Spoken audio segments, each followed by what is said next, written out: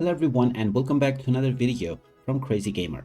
In this video, I'm going to show you how to log out from your account on the League of Legends game. So let's get started right away. Now, in order to log out from your account, you will need to log out from the Riot Games client application. Once you open up the application, if you click on the account icon at the top right corner, you will see the sign out button. However, you cannot sign out while you are already running a game. So if your game is active, then go ahead and close it. And once you have closed it, you will be able to click on the sign out button. After clicking on the sign out button, you will be logged out from your account on the Riot Games application. And after this, if you open up the League of Legends game, you will be asked to log in to your Riot Games account first.